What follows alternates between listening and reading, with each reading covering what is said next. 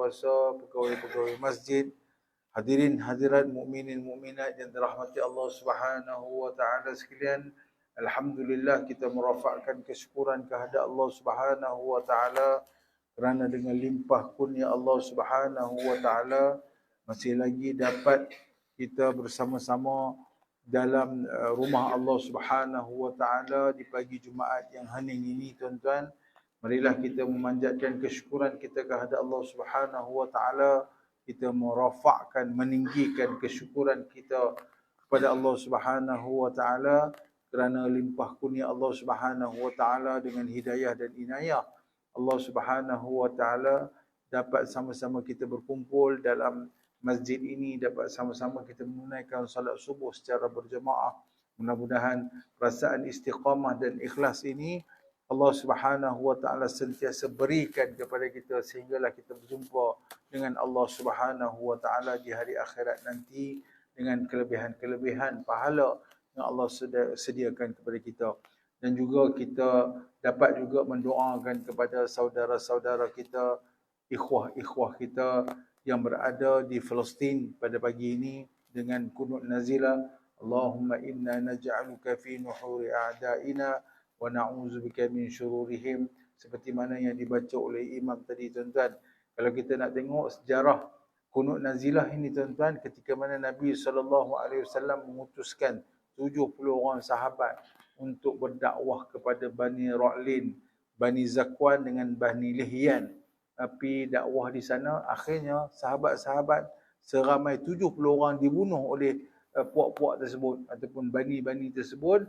Dan Nabi SAW sedih dan marah dan mengarahkan kepada sahabat-sahabat untuk melakukan kunut nazilah selama sebulan pada tiap-tiap kali solat. Jadi insya-Allah kalau kita boleh buat pada tiap-tiap kali solat, insya-Allah kita cubalah, tuan-tuan. Kalau kita tak boleh buat berjemaah, kalau kita solat berseorangan pun boleh kita buat secara sir. Kita bacalah secara sir, itu secara senyap. Tapi kalau kita berjemaah, kita jaharkan supaya dapat diaminkan oleh jemaah yang lain, insya-Allah, tuan-tuan, sebagai satu solidariti kita kepada rakyat Palestin. Sebab apa? Qadiyah Palestin ini bukan qadiyah rakyat Palestin ataupun bukan masalah rakyat Palestin. Masjidil Aqsa itu adalah hak kita. Insya-Allah, tuan-tuan, kita doa kepada Allah Subhanahu Wa Taala supaya Allah Subhanahu Wa Taala memenangkan tentera-tentera Allah Subhanahu Wa Taala dan memusnahkan musuh-musuh Allah Subhanahu wa taala.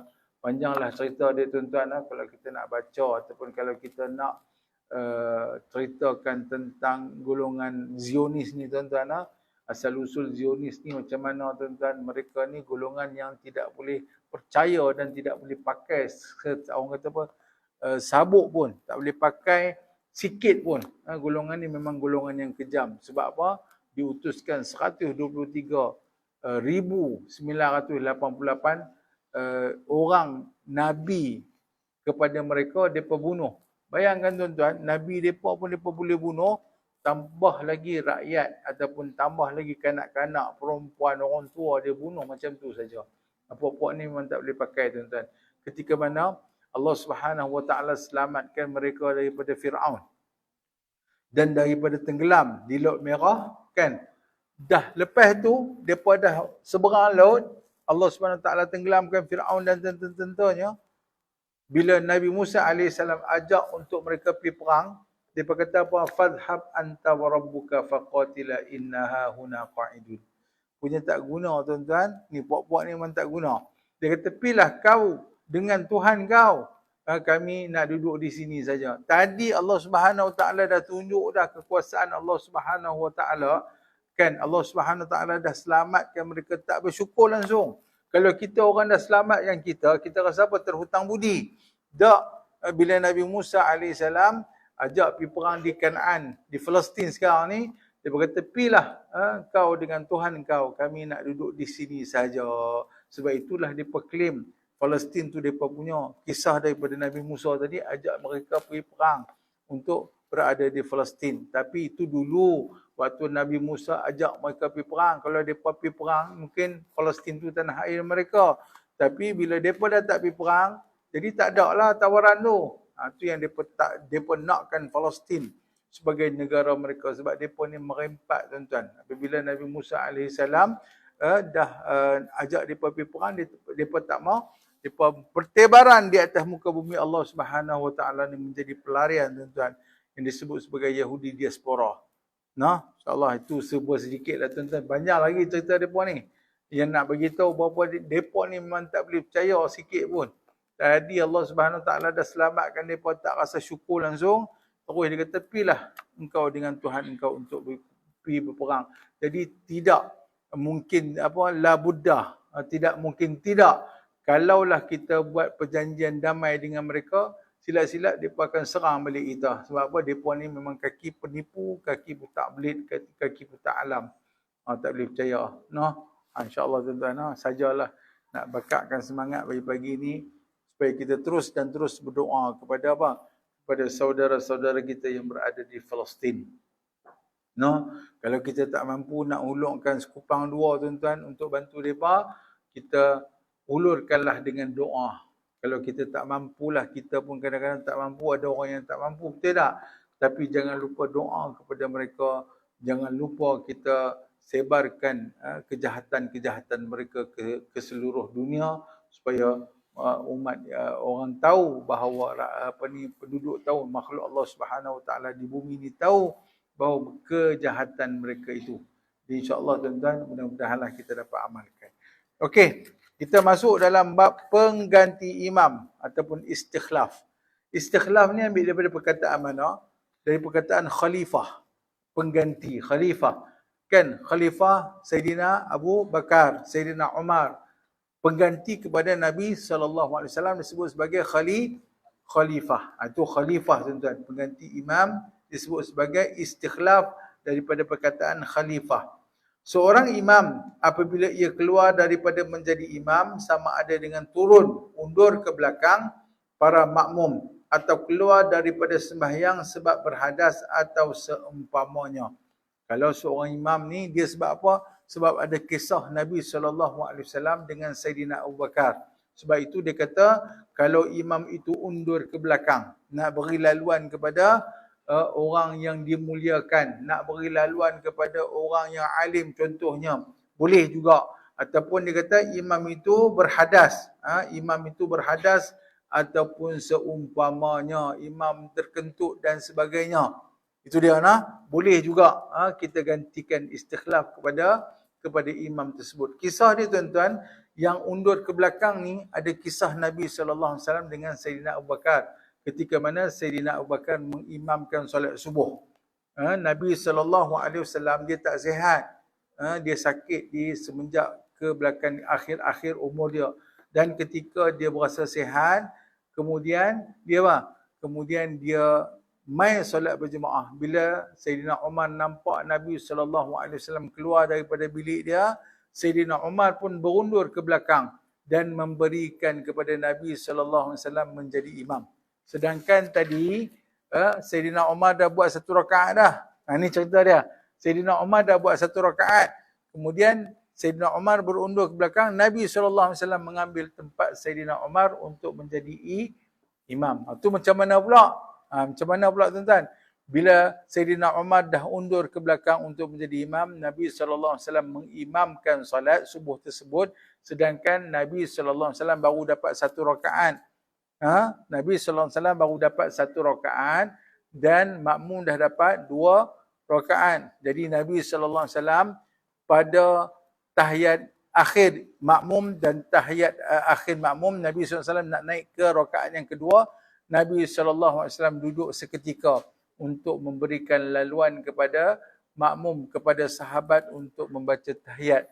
Kemudian Nabi SAW bangun dan Nabi SAW mengakhirkan ataupun menyelesaikan satu rakaat lagi di samping sahabat-sahabat tadi menanti kepada Nabi SAW. Nabi SAW mengisyaratkan supaya tunggu dulu dengan tangannya dan sahabat-sahabat menantikan sehingga memberi salam bersama-sama dengan Nabi SAW. Ini berlaku cerita ni. Kan? Kalau kita tengok dalam kitab Minhajul Talibin, apa kata Imam Nawawi? Dia kata, walau ahrama munfaridan ثم نوى القدوة في خلال صلاته جاز في الأظهار وإن كان في ركعة أخرى ثم يتبعه قائما كان أو قاعدا فإن فرغ الإمام أولا فهو كمسبوق أو هو فإن شاء فارقه فإن شاء انتظره ليسلم معه. Dulu kita mengaji tuan-tuan, tuan-tuan mengaji dengan arwah Ustaz Zakaria, dia ada cerita kalau tak silap saya dalam muka surat 13, dan jikalau seseorang itu sembahyang seorang diri kemudian ia berniat mengikut imam di pertengahan sembahyangnya itu, nescaya harus menurut pendapat yang muktamad. Jadi harus, kan kita dah solat dah, contohnya kita solat asar, kita dah solat dah 2 rakaat, tiba-tiba mai 2 orang untuk solat imam dan makmum, untuk menjadi imam dan makmum. Jadi kita mengikut imam. Kita boleh niat untuk mengikut seorang imam tadi yang datang tadi, dan boleh kita ikut. Maknanya kalaulah kita berada pada rakaat yang kedua dan yang keempat, makmum dan imam tadi berada pada rakaat yang kedua, harus sama ada kita nak mufaraqah, kita bagi salam, ataupun kita tunggu sehingga imam yang berada di hadapan tadi selesai, ataupun dan kita memberi salam bersama-sama dengan imam. Boleh faham tak ni? Tak faham? Faham tak? Itu cerita dia. Kalau siapa yang mengaji sebelum ni, dia tahulah. Maknanya boleh. Kalau kita nak tengok bab istikhlaf ni, bila Sayyidina Umar undur ke belakang, maka Nabi SAW masuk jadi imam. Beri penghormatan kepada Nabi SAW, dan Nabi SAW pada rakaat pertama, sedangkan makmum ataupun para sahabat dah berada pada rakaat yang kedua. Faham? Jadi apabila Nabi SAW naik pada rakaat yang kedua, dia duduk sebentar untuk memberikan peluang kepada sahabat membaca apa? Membaca tahiyat, dan Nabi SAW menyelesaikan satu lagi rakaat dan memberi salam bersama-sama dengan Nabi SAW. Sahabat-sahabat tunggu Ustaz. Boleh? Faham tak? Okey, tu cerita dia. Mungkin bila kita ingat balik, baru kita nampak, oh cerita dia boleh, tak ada masalah. Itu maksud di istikhlaf. Lalu orang lain mengganti imam. Jadi orang lain menggantikan imam. Jadi kalau yang biasa tu, kalau imam berhadas tak ada masalah lah. Kita ganti, kita ke depan kan. Dan sebagainya, itu tak ada masalah. Dia ada masalah istikhlaf ni dalam bab solat Jumaat dan juga bab solat biasa. Dalam bab solat Jumaat tuan-tuan, dia kena orang yang nak menggantikannya hendaklah ahli Jumaat. Bukan oleh orang yang masuk lewat ke orang yang ahli Jumaat. Nanti kita akan berbincangkan bagaimana ketika pertengahan khutbah, bagaimana ketika akhir khutbah nak masuk kepada solat, dan bagaimana ketika dalam pertengahan solat. Dia ada perbincangan dia. Nanti pula kita akan masuk pada solat biasa ni. Solat biasa ni tak ada masalah selagi mana imam belum memberi salam. Kan, selagi mana imam belum memberi salam, boleh saja kita menggantikan imam. Dia tak kira sebagai ahli Jumaat. Itu beza dia. Solat Jumaat dengan solat biasa. Solat Jumaat dia kena ahli Jumaat. Dan nak jadi ahli Jumaat ada syarat-syarat dia. Faham tak? Okey, itu dia bab istikhlaf, bab menggantikan imam. Bukan senang-senang no. Kita nak menggantikan imam. Kalau dalam bab solat Jumaat ni dia ada syarat-syarat dia. Hendaklah orang itu orang yang dengar separuh. Kalau di pertengahan khutbah, hendaklah orang yang menggantikan imam tu, hendaklah separuh dia dengar di antara rukun-rukun khutbah. Apa dia rukun-rukun khutbah? Hamdalah, alhamdulillah. Kemudian yang khutbah yang pertama tu dah ada 3 dah. Yang kedua apa? Ittaqullah. Ittaqullah, bertakwalah kepada Allah Subhanahu Wa Taala. Kata Imam Nawawi, bukan ittaqullah saja. Kalau dia sebut ibadallah juga, itu adalah sirah ittaqullah. Uzkurullah juga dikira sebagai ittaqullah. Itu kata Imam Nawawi. Kemudian baca salah satu daripada ayat Al-Quran. Dah ada 3 dah, kan? Ya ayyuhalladzina amanu taqullaha haqqa tuqatih wa la tamutunna illa wa antum muslimun. Itu juga dah ada dalam khutbah yang pertama. Selawat ke atas junjungan besar Nabi sallallahu alaihi wasallam juga dah ada dalam khutbah yang pertama. Cuma doa yang berada pada khutbah yang kedua, doa kepada orang Islam, Allahumma ghfir lil muslimina wal muslimat. Jadi kalaulah orang yang duduk ni, orang yang dengar ni, pada khutbah pertama dia dah dengar dah ittaqullah, hamdalah dia dah dengar, baca Al-Quran dia dah dengar dah, selawat ke atas junjungan besar Nabi SAW dia dah dengar dah. Tiba-tiba imam jatuh pingsan. Jadi boleh tak dia ganti? Boleh diganti, tak ada masalah. Tapi dia ganti, dia kena sambung balik. Dia tak boleh ulang balik. Alhamdulillah, tak perlu ulang. Dia hanya sambung sahaja apa yang tertinggal oleh imam yang jatuh pingsan tadi. Itu tak ada masalah, tuan-tuan. Nanti kita akan tengok syarat-syarat dia. Boleh faham? Kalau kata dia, sebenarnya tuan-tuan, benda-benda ni, kan, ulama' perbincangkan lama dah. Kadang-kadang benda tu tak masuk akal pun. Kadang-kadang benda tu, kalau kita ikut secara realitinya tak berlaku pun. Tapi ulama' ni dia bincang bab-bab ni. Itu yang orang kata kebat ni. Kita mengaji, budak-budak mengaji kebat. Kemahiran berfikir aras tinggi. Zaman sahabat dulu, zaman-zaman ulama'-ulama' dulu pun dah ada dah kebat ni sebenarnya. Kemahiran berfikir aras tinggi. Benda-benda yang akan berlaku. Benda-benda yang mungkin berlaku. Jadi mereka dah buat hukum-hukum. Boleh faham nah? Nanti kita akan baca benda-benda ni, kita akan mengaji benda-benda ni, tuan-tuan. Boleh? Kalau dalam kalau contohlah nanti kita akan ceritalah bagaimana penggantian imam. Kalau setengah kalau kita dalam mazhab Syafi'i boleh khatib orang lain, imam orang lain, boleh tak? Boleh dalam mazhab Syafi'i. Harus hukum dia. Tapi kalau dalam mazhab Maliki, khatib orang lain, imam orang lain tak sah solat Jumaat dia. Dia ambil daripada mana? Daripada apa? Daripada hadis Nabi SAW, wal imamu yakhtub wa ansitu faqad lagaw. Kan kita baca selalu hadis tu kan. Wal imamu yakhtub. Imam berkhutbah. Maksud imam berkhutbah maknanya imam tu berkhutbah. Bukan imam tu jadi imam. Maknanya imam kena berkhutbah. Kalau imam tak berkhutbah, tak boleh, tak sah Jumaat. Itu dalam mazhab Maliki. Tapi insya-Allah kita ni dalam mazhab Syafi'i. Ada tak mazhab Maliki? Kalau ada orang yang dalam mazhab Maliki, contohnya lah Negro ke tuan-tuan, Afrika ke. Kalau kita duduk di sini mungkin tak ada di kampung. Kalau di belah-belah Kuala Lumpur tu, ada orang Afrika ataupun di USM tu, banyak juga pelajar-pelajar Afrika yang duduk di mana? Di USM. Jadi kalau berlaku macam tu bagi mereka, kalau mereka mazhab Maliki tak sah lah Jumaat mereka. Kita kena meraihkan juga pandangan mazhab-mazhab yang lain. Kalaulah ada orang yang bermazhab Maliki. Boleh faham? InsyaAllah. Okey, kita masuk lagi. Inilah yang dinamakan istikhlaf. Dinamakan istikhlaf. Hukumnya adalah harus sama ada pengganti khalifah melantik dirinya sendiri menjadi imam. Hukum ni harus sama ada khalifah pengganti itu melantik diri dia menjadi imam. Kisah dia macam kisah Nabi SAW. Dilantik dia jadi imam, maka Sayyidina Umar berundur memberikan penghormatan kepada Nabi SAW untuk menjadi imam. Ataupun dia kata, atau ia dilantik oleh imam ataupun para makmum. Dilantik oleh imam, contohnya imam berhadas. Imam berhadas, dia tunjuk mulut dia tutup, mungkin dia berhadas, kemudian dia lantik, dia tunjuk kepada orang yang berada di belakang dia untuk menggantikan dia menjadi imam. Itu dilantik oleh imam ataupun para makmum. Jadi kalau dilantik oleh para makmum, orang yang selalunya berada di belakang imam ataupun sebahagian daripada makmum. Sebahagian daripada makmum ni namanya, sebahagian makmum tu setuju untuk dia jadi imam. Boleh faham ni itu dia bab istikhlaf. Okey, sandaran harus istikhlaf. Dalil yang mengatakan harus hukum istikhlaf. Tadi saya dah cerita.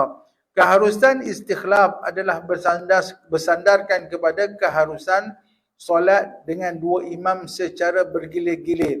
Sebagaimana yang terjadi dalam kisah Abu Bakar As-Siddiq. Sewaktu baginda Rasulullah SAW dalam keadaan sakit, Abu Bakarlah yang menjadi imam sembahyang jemaah waktu itu. Tadi saya cerita dah.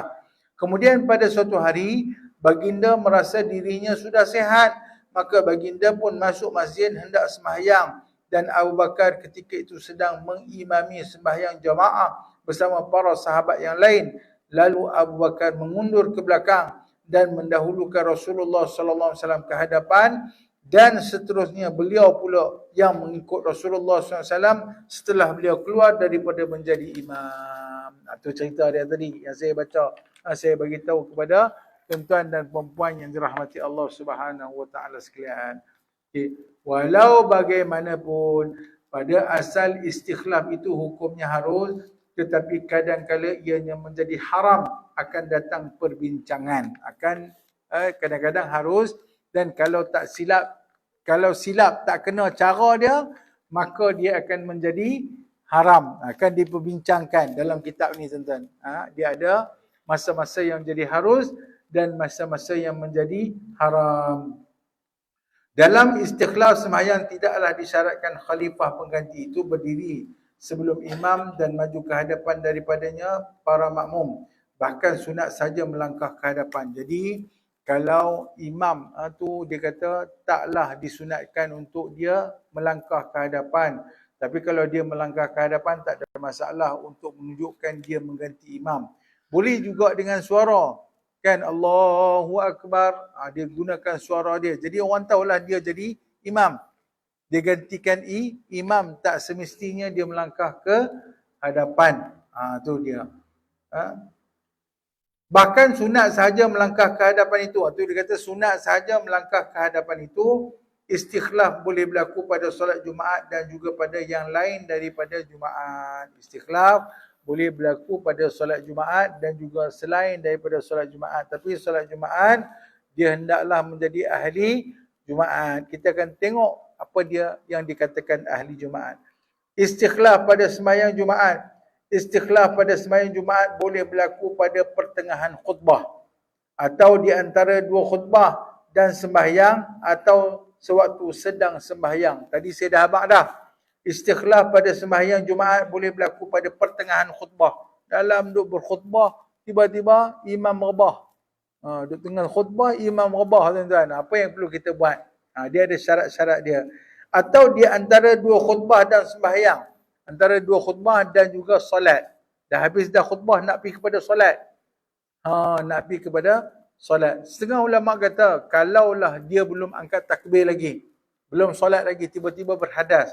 Kalaulah di dalam surau tu, ataupun di dalam masjid tu, dia tempat imam tu ada tempat berwuduk, maka disunatkan dia pergi berwuduk. Berwuduk dulu, dia kena habaq kepada makmum, saya berhadas, tunggu Ustaz, saya nak berwuduk, kemudian dia keluar untuk mengimamkan solat tersebut. Tapi kalau di pertengahan solat, ini yang cerita tentang perbincangan dia. Tapi kalau sebelum solat, sebelum angkat takbir, ataupun angkat takbir Allahu Akbar, kan, baru angkat takbir, dah berhadas, terkentut tuan-tuan. Okey, tak apa, batal. Batal, pergi ambil wuduk dulu. Dan kalau dia punya tempat sembahyang dekat dengan wuduk, ambil wuduk dulu, kemudian keluar, sambung balik solat dia. Beritahu kepada makmum, saya berhadas, kemudian saya nak ambil wuduk dulu, tunggu sebentar, kita akan solat bersama-sama. Itu tak apa. Tapi kalau dalam bab pertengahan solat, ketika mana solat, dalam keadaan sujud ataupun dalam keadaan duduk antara duduk sujud, tiba-tiba berhadas dan sebagainya, itu ada perbincangannya nanti. Boleh faham lah? Okey, istikhlaf pada pertengahan khutbah. Sekiranya istikhlaf itu berlaku pada tengah-tengah khutbah, maka diisyaratkan penggantinya itu telah mendengar rukun-rukun khutbah yang lalu. Jadi, kalau istikhlaf itu berlaku pada tengah-tengah khutbah, tadi saya sebut tengah-tengah khutbah, maka disyaratkan penggantinya itu telah mendengar rukun-rukun khutbah yang lalu. Apa dia rukun-rukun khutbah yang lalu? Tadi saya dah sebut dah. Hamdalah. Sebelum-sebelum tu. Kemudian, ittaqullah. Dah sebut. Kemudian, satu daripada ayat Quran dah sebut. Kemudian daripada selawat dah sebut. Itu rukun-rukun khutbah yang lalu. Maknanya bolehlah dia menggantikan imam. Kalaulah menggantikan khatib tersebut. Kalaulah dia tiba-tiba baru masuk. Contohlah dia ni adalah ilmu sikit, dia terlewat. Kan? Dia tahu bab istikhlaf ni. Dia baru masuk. Sedangkan dia tak dengar pun Alhamdulillah. Tak dengar pun ittaqullah. Dia main-main duduk. Dah pertengahan khutbah dah. Katakan dia di depan ni. Tiba-tiba imam jatuh. Layak tak dia menggantikan khatib tadi? Tak layak sebab dia bukan ahli Jumaat. Bila pula dia akan jadi ahli Jumaat? Bila duduk di dalam solat pula dia akan jadi ahli Jumaat. Kalau di pertengahan solat imam batal, berhadas dan sebagainya, itu dia boleh menggantikan imam walaupun tadi dia tak dengar khutbah. Sebab apa? Dia dapat satu rakaat bersama dengan imam. Boleh faham ni? No? Ke saya cepat sangat? Okey. Dia ahli Jumaat ni, saya nak cerita ahli Jumaat ni, kalau kata imam dia pingsan di tengah-tengah khutbah, dia tak dengar pun khutbah yang pertama tadi, dia tak dengar pun. Hamdalah dia tak dengar, ittaqullah tak dengar, salah satu daripada ayat Al-Quran yang dibaca oleh imam pun dia tak dengar, selawat pun dia tak dengar, dia main-main tu imam dah cakap dah tengah-tengah. Lepas tu dia duduk, tiba-tiba imam jatuh. Maka dia tak boleh nak gantikan khatib tadi. Imam ataupun khatib lah. Dia tak boleh nak gantikan khatib tadi sebab apa? Dia tak dengar syarat-syarat yang lalu. Rukun-rukun khutbah yang lalu. Boleh faham lah? Jadi dia tak boleh, kena bagi orang lain lah. Walaupun dia ada ilmu dalam bab istikhlaf, dia tak boleh. Okey. Dia tak sebut sebagai ahli Jumaat. Kalau dia nak jadi ahli Jumaat balik, waktu solat. Kalau waktu solat, kalau kata imam itu dia berhadas ketika di pertengahan solat, barulah dia boleh menggantikan imam sebab dia dikira sebagai ahli Jumaat apabila mendapat satu rakaat bersama dengan imam. Tadi dia bertakbir bersama-sama dengan imam walaupun dia tak sempat dengar khutbah tadi. Dia semayang bersama-sama dengan imam. Dapat takbir yang pertama, maka dia dikira sebagai ahli Jumaat. Pada apa? Pada semayang tadi. Tadi khutbah tak boleh. Boleh faham lah? Faham? Faham? Alhamdulillah. Okey. Istikhlaf di antara khutbah dan solat. Ini istikhlaf antara khutbah dan solat. Habis dah khutbah nak masuk pada solat. Sekiranya istikhlaf itu berlaku di antara khutbah dan solat, maka disyaratkan penggantinya telah mendengar sekalian rukun-rukun khutbah yang disampaikan oleh khatib. Oleh kerana orang yang tidak mendengar khutbah bukan daripada ahli Jumaat, hanyalah ia akan menjadi ahli Jumaat setelah ia masuk mengerjakan solatnya itu. Tadi saya sebut. Dia kata, sekiranya istikhlaf itu berlaku antara khutbah dan solat, maka disyaratkan penggantinya telah mendengar rukun-rukun khutbah yang disampaikan oleh khatib. Kalau dia nak gantikan khatib tadi, dia nak gantikan, contohnya khatib bila dah habis, ibadallah, innallaha ya'muru bil adli wal ihsan wa ita'i dzil qurba wa yanha 'anil fahsya'i wal munkari wal baghi ya'idhukum la'allakum tadhakkarun. Kan tiba-tiba terkentut, habis batal kan. Lepas tu kalau disarankan supaya khatib tadi dah habis, dia kena apa? Dia kena pergi ambil wuduk. Tu yang saya katakan, kalau dalam tempat imam tu ada tempat wuduk, dia kena ambil wuduk dulu. Abang, saya berhadas, saya ambil wuduk, sekali kita semayang bersama-sama, itu tak apa. Tapi kalau dia kata kalau orang nak gantikan dia menjadi imam, tadi yang saya sebut tadi, kalau orang yang nak menggantikan dia menjadi imam, hendaklah orang tu kena mendengar rukun-rukunnya yang lalu. Maknanya rukun-rukun yang lalu apa dia? Hamdalah, kemudian ittaqullah, selawat, salah satu daripada ayat Quran itu pada khutbah yang pertama. Pada khutbah yang kedua apa dia? Khutbah yang kedua, Allahumma ghfir lil muslimin wal muslimat. Doa kepada kaum muslim dan muslimat, muslimin dan muslimat. Itu barulah dia kena dengar semua rukun-rukun tersebut. Barulah dia boleh menggantikan imam dalam apa? Dalam nak menjadi imam. Tadi dalam khutbah. Faham tak ni? Tadi dalam khutbah. Kalau imam itu dia pingsan di tengah-tengah khutbah. Tapi yang ni nak gantikan imam. Tadi yang saya sebutlah. Kalau dalam mazhab Syafi'i boleh, harus khatib orang lain dan imam orang lain. Kecuali dalam mazhab Maliki. Boleh faham ni? Khatib orang lain, imam orang lain. Itu dia dalam cerita bab ni. Istikhlaf pada di antara khutbah dan solat. Kalau kata orang yang dengar tadi, dia tak sempurna dengar dia. Macam saya sebut tadilah, dia duduk di tengah-tengah khutbah. Tiba-tiba imam nak suruh dia jadi imam. Boleh tak? Tak boleh. Sebab apa? Dia tak mendengar ke semua rukun-rukun khutbah. Boleh buat ni? Faham? Faham tanda faham, kata ya. Kalau tak faham, kata tidak. Boleh? Macam dalam parlimen. Kalau faham kata ya. Kalau tak faham kata tidak. Baru nak tahu yang mana faham, yang mana tak faham. Okey. Itu dia. Tapi rasa-rasa faham lah. InsyaAllah.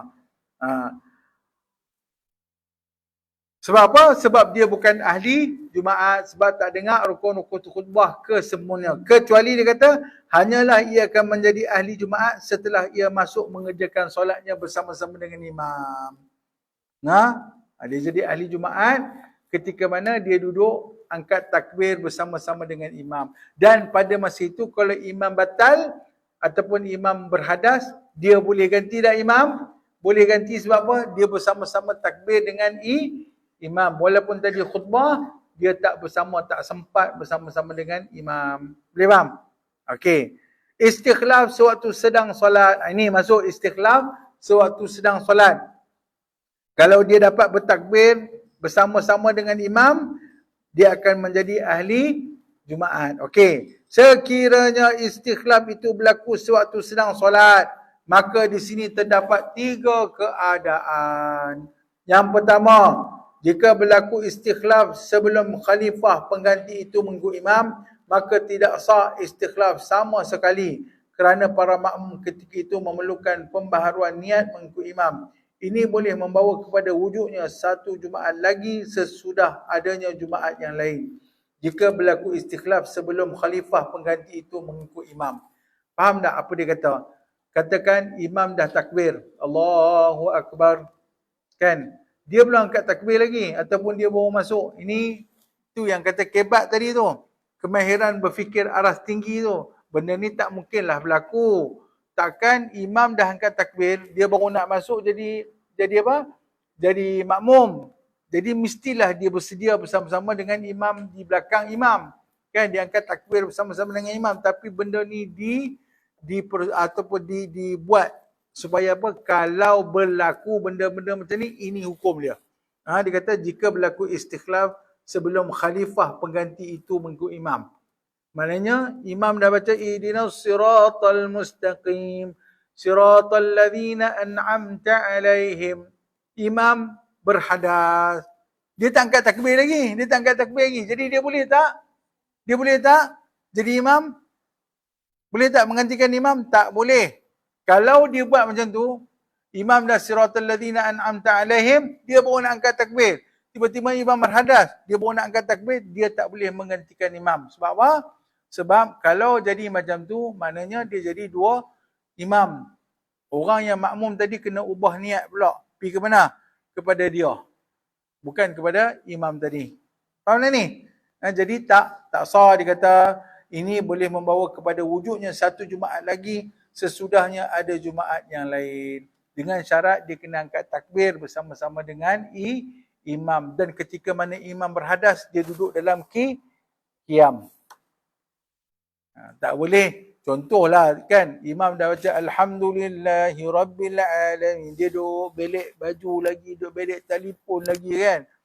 Bila imam berhadas je, kali-kali tengok dia tak angkat takbir. Tiba-tiba baru dia nak angkat takbir jadi imam. Tak boleh kan? Faham tak maksud dia? Itu maksud dia tuan-tuan. Syarat dia macam tu. Dia kena mengikut imam daripada takbir yang pertama. Ketika mana imam berhadas tu, dia dah ikut imam dah. Baru nak angkat takbir. Kalau tidak dia jadi 2 Jumaat. Okey, settle. Faham? Okey, yang kedua, jika berlaku istikhlaf setelah pengganti itu mengikut imam. Ini istikhlaf yang mana setelah pengganti orang khalifah yang berada di belakang tu dan angkat takbir bersama-sama imam. Yang berkenaan ketika qiyam rakaat pertama ataupun dalam rukuk dalam rakaat pertama. Dalam masalah ini sah istikhlaf dan sah salat Jumaat baginya dan juga para makmum. Ini fahamlah? Dia kena ikut imam, kan? Dan nak bagi tahu contoh dia tuan-tuan, kalau istikhlaf, contohnya saya baca tadi, saya abang tadi, imam baca ihdinas siratal mustaqim. Tiba-tiba dia berhadas. Orang yang berada di belakang dia boleh tak ulang balik. Yang nak ganti dia jadi imam, ulang balik. Alhamdulillahi Rabbil Alamin. Ar-Rahmanir Rahim. Tak. Dia kena apa? Ihdinas siratal mustaqim. Yang ganti dia kena baca Siratal ladzina an'amta alaihim. Istikhlaf ni ganti, bukan diulang balik. Ni kadang-kadang jangan kita silap. Bila dia dah berhenti siratal ladzina ihdinas siratal mustaqim, dia terbatal. Maknanya kita yang menggantikannya ataupun khalifah yang menggantikannya kena sambung terus bacaan dia. Siratal ladzina an'amta alaihim ghairil maghdubi alaihim waladdallin. Amin. Okey, settle bab tu. Kemudian kita kena beri masa kepada makmum untuk membaca Fatihah. Bukan kata makmum saja baca Fatihah. Kita yang menggantikan, khalifah yang menggantikan juga kena baca Fatihah. Sebab apa? Dia menggantikan tadi. Bukan dia yang baca pada permulaan, yang baca imam. Dia menggantikan imam dan dia kena baca Fatihah. Faham? Bukan kata dia berhenti untuk beri imam baca Fatihah, dia pun kena baca Fatihah sekali lagi. Cara sir. Bismillahirrahmanirrahim. Alhamdulillah. Lepas tu barulah dia baca surah. Boleh faham ni? Kalau kata dia tak baca Fatihah, dia terus baca surah, tak sah. Sebab apa? Sebab dia menggantikan imam. Boleh faham lah? Ni benda ni kadang-kadang kita tak tahu. Kita masuk-masuk, bila imam dah terkucil tuan-tuan, dia dah berhenti siratal ladzina an'amta alaihim, kita pula masuk-masuk, ulang balik. Bismillahirrahmanirrahim. Alhamdulillah, tak jadi. Jadi tu tak jadi istikhlaf. Seolah-olah menjadi dua niat lah. Imam, makmum nak kena berniat pada dia pula. Imam yang lain pula menjadi imam. Sedangkan tadi kita dah meniat yang pertama dengan imam yang tadi. Itu maksud istikhlaf. Boleh faham? Okey. Sikit lagi tuan-tuan. Habis yang ketiga ni ya. Jika berlaku istikhlaf selepas imam rukuk bagi rakaat pertama. Yang ni yang kita bincangkan sebelum ni. Dia kata, jika berlaku istikhlaf selepas imam rukuk bagi rakaat pertama, sedangkan pengganti itu tidak berkesempatan dengan imam dalam rukuk rakaat pertama. Itu kita bincang kan? Imam tu rukuk, lepas tu makmum tak sempat rukuk. Apa yang makmum perlu buat? Dia kena stay i'tidal. Kan? Biar imam tu bangun dan dia kena duduk dalam keadaan i'tidal, kemudian dia kena tambah satu rakaat lagi. Dia kira masbuk. Ini pun macam tu juga. Jika berlaku istikhlaf selepas imam rukuk bagi rakaat pertama, sedangkan pengganti itu tidak berkesempatan dengan imam dalam rukuk rakaat pertamanya. Misalnya ia hanya dapat bersama imam dalam i'tidal rakaat pertama, dalam masalah ini hukumnya adalah haram istikhlaf ke atas pengganti itu, kerana dengan demikian meluputkan Jumaat ke atas dirinya. Boleh faham? Macam itulah kita bincang kan. Imam dah rukuk, imam dah naik dah. Tiba-tiba kita angkat takbiratul ihram, kita masbuk, kita rukuk pula, maka hukum dia batal. Jadi kalau macam tu tuan-tuan, kalaulah kita istikhlaf ketika dalam keadaan imam dia angkat i'tidal, tiba-tiba dia berhadas dan kita pun angkat takbir, kita rukuk, sedangkan imam dah i'tidal, maka tak boleh. Boleh faham lah hukum dia lah? Nampak lah ni? Itu cerita dia, rentetan daripada sebelum ini kita belajar. Dalam masalah ini hukumnya haram istikhlaf ke atas pengganti itu, kerana dengan demikian meluputkan Jumaat ke atas dirinya. Maka wajiblah orang yang sempat bersama imam dan dalam rukuknya melangkah ke hadapan sebagai pengganti imam. Dia kata wajib. Maka orang yang dapat bersama-sama dengan imam, maka sunat untuk dia melangkah ke hadapan sebagai pengganti imam. Walau bagaimanapun, kalaulah pengganti yang hanya dapat bersama imam selepas rukuk rakaat pertama itu tampil ke hadapan untuk istikhlaf imam, sah Jumaat para makmum saja tetapi tidak sah Jumaatnya sendiri. Dia kata ni apa pula? Maka wajiblah orang yang sempat bersama imam dalam rukuknya melangkah ke hadapan sebagai pengganti imam. Kalau orang yang nak ganti imam tu dalam rukuknya melangkah ke hadapan sebagai pengganti imam, sah hukum dia walau bagaimanapun, kalaulah pengganti yang hanya dapat bersama imam selepas rukuk rakaat pertama. Jadi dia kata walau bagaimanapun, kalaulah pengganti yang hanya dapat bersama imam selepas rukuk. Faham tak ni? dia dapat bersama imam selepas rukuk. Mana imam dah i'tidal, dia pun angkat takbir. Tadi kalau dia jangan rukuk. Kalau dia rukuk, maka haram hukumnya, batal kan? Tapi yang ni dia kata, walau bagaimanapun, kalaulah pengganti yang hanya dapat bersama imam selepas rukuk. Maknanya dia angkat takbir, dia tak rukuk, dia i'tidal. Dia dapat tak solat? Dia dapat solat bersama dengan imam, tapi dia kena apa? Dia kena tambah satu rakaat. Dia kata apa? Selepas rukuk rakaat pertama itu tampil ke hadapan untuk istiqlal imam, sah Jumaat para makmum saja. Para makmum hukumnya sah, tapi imam tidak sah Jumaat dia. Faham? Nah, sebab apa imam tak sah Jumaat dia? Sebab tak dapat satu rakaat bersama dengan imam. Jumaat para makmum sah tak? Jumaat para makmum sah. Boleh faham ni? Nah, itu maksud dia di sini. Okey. Adapun jika seorang pengganti itu mendapat rukuk bagi rakaat kedua, kemudian dia istikhlaf pada tasyahud. Ni bab orang yang tak dapat rakaat pertama bersama imam. Dia istikhlaf pada rakaat kedua. Benda ni sebenarnya tak berlaku pun. Kalau dia dapat rakaat kedua, dia takkan duduk belakang imam. Mesti dia duduk belakang sekali sebab dia dah lambat. Tapi benda ni lah yang dipanggilkan sebagai kebat tadi. Kemahiran berfikir aras tinggi, benda yang kemungkinan berlaku. Itu dia kata, adapun jika seorang pengganti itu mendapat rukuk bagi rakaat kedua. Dia dapat rukuk pada rakaat kedua, rakaat pertama memang tak dapat dah. Tak dapat Jumaat lah.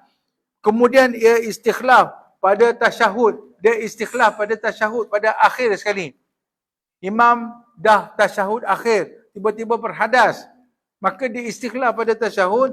Dalam masalah ini berlaku khilaf ulama. Menurut pendapat Ibnu Hajar, pengganti itu tidak dapat Jumaat. Bahkan hendaklah ia sempurnakan sembahyang itu menjadi fardu zuhur. Ini macam biasalah. Dia tak dapat pahala Jumaat tapi dia kena solat zuhur. Sebab apa? Sebab dia tak dapat rakaat pertama bersama-sama dengan imam.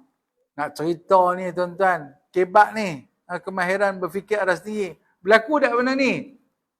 Takkan berlaku kot. Dah dia tak dapat. Dia dah tak dapat rakaat pertama dengan imam. Takkan dia nak duduk betul-betul belakang imam. Mestilah duduk belakang. Jadi macam mana dia nak gantikan imam? Tapi ini adalah wajah-wajah permasalahan dalam fiqah. Dia kata, tetapi menurut pendapat Syekh Islam Zakaria Al-Ansari dan Khatib Asy-Syarbini dan Syekh Ramli, pengganti itu akan memperolehi Jumaat dan wajib ia mendatangkan satu rakaat sahaja lagi dan kemudian memberi salam. Kalau dalam pendapat yang lain, dalam pendapat Syekhul Islam Zakaria Al-Ansari, Khatib Asy-Syarbini dan Zakaria dan Syekh Ar-Ramli. Zakaria Ansari, Khatib Syarbini dan Syekh Ramli, semuanya dalam mazhab Syafi'iyah tuan-tuan, dia kata pengganti itu akan memperolehi Jumaat dan wajib ia mendatangkan satu rakaat saja lagi. Dia kata dapat Jumaat dia. Dia hanya tambah satu rakaat lagi. Itu pendapat imam-imam yang lain dalam mazhab Syafi'i. Kalau dalam kitab ini tuan-tuan, dia mengatakan bahawa dia mengatakan bahawa dia tak dapat Jumaat sebab dia tidak bersama-sama pada rakaat yang pertama tadi. Jadi dia kena sempurnakan lagi 3 rakaat untuk solat zuhurnya. Benda ni mungkin berlaku tak? Payah nak berlaku tuan-tuan. Tapi dia buat permasalahan ini supaya kalau berlaku, ini cara dia. Dia faham? No? Itu cerita tuan-tuan. Banyak tuan-tuan dalam permasalahan fiqh ni. Ada dalam satu kitab tuan-tuan, kitab Iqna', dia bincangkan solat Jumaat tidak sah. Maka imam batal dan yang lain-lainnya di rumah pun batal juga. Macam mana pula tu? Imam solat Jumaat batal. Bila batal tuan-tuan, yang lain-lain di rumah pun batal. Apa cerita pula di rumah? Di rumah bolehkah sembahyang Jumaat dia hanya guna televisionnya untuk sembahyang ikut solat Jumaat di rumah? Dia menceritakan bahawa kalaulah imam batal, maka tak cukup 40 orang. Bila tak cukup 40 orang, kan, ataupun salah satu daripada makmum batal contohnya. Dia memang cukup 40 orang. salah satu daripada makmum dalam mazhab Syafi'i, salah satu daripada makmum batal. Kan? Salah satu daripada makmum katakan orang semua dah tahiyat akhir. Kan? Orang semua dah bagi salam. Assalamualaikum warahmatullahi, Assalamualaikum warahmatullahi. Tiba-tiba seorang makmum ni, dia apa? Dia lambat bagi salam. Dia duduk baca sunat-sunat kan. Kemudian dia nak bagi salam, tiba-tiba terkentut. Batal tak dia punya? Solat dia batal. Dia tak ada bagi salam lagi, dah terkentut. Jadi yang 39 orang tadi, yang sembahyang, dah balik, pakat-pakat balik, maka tak sah Jumaat dia. Tak cukup 40 orang. Oh, sampai tahap tu dia berfikir. Oh, faham tak? Kalau seorang batal dalam 40 orang ni, maka tak sah solat Jumaat sebab tak cukup 40 orang. Sampai tahap macam tu, tuan-tuan. Boleh faham tak ni? Cukup lah tuan-tuan. Makin lama, sekejap lagi faham, jadi tak faham tak. Kan? Jadi tadi faham lah, tiba-tiba tak faham. Ni kalau tanya bulan depan ni, faham tak? Tak ingat Ustaz, itu kelemahan kita, no? Ya, InsyaAllah, kalau kita mengaji ni satu tuan-tuan, kita kena tatbik. Ada pen satu tatbik. Kadang-kadang ada penambahan daripada guru-guru, dia tambah kat tepi tu. Tatbik, kadang-kadang kita terlupa, kita tak ingat. Tidak? Kecuali orang yang mengajak ni, bila dia mengajak selalu, dia makin lagi tambah kekuatan ingatan dia. Kalau kita yang mengaji ni, kalau kita tak mengajak, habis tuan-tuan. Boleh faham tak? Itu penting kepada kita mengajak tuan-tuan. Kalau kita tak tahu, kita tanya orang. Kami pun masih mengajak. Orang yang mengajak ni pun masih belajar. Kan? Kalau dia tak tahu, dia tanya tok guru dia macam mana. Okey, tok guru dia terangkan. Jadi, benda tu jadi manfaat dah kepada kita. Menjadi ilmu kepada kita. Ni kalau kita dengar aja, sekejap lagi balik kena roti canai, lupa. Kan? Kenyang pun lena, mangkit tak ingat apa lah. Kan? Duk ingat nak lena je.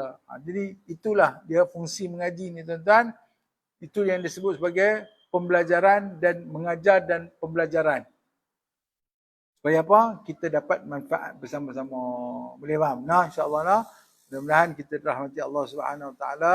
Mudah-mudahan Allah Subhanahu Wa Taala tambahkan ilmu kepada kita dan Allah Subhanahu Wa Taala bantu saudara-saudara kita yang berada di Palestin insya-Allah dengan kuasanya. A'udzubillahi minasyaitonirrajim. Bismillahirrahmanirrahim. Alhamdulillahirabbil alamin wassalatu wassalamu ala asyrafil anbiya'i wal mursalin wa ala alihi wa sahbihi ajma'in. Allahumma arinal haqqa haqqan warzuqna ittiba'ahu wa arinal batilan batilan warzuqna ijtinabah. Allahumma ansur Islam wal muslimin fi Palestin. Allahumma ansur Islam wal muslimin fi Palestin.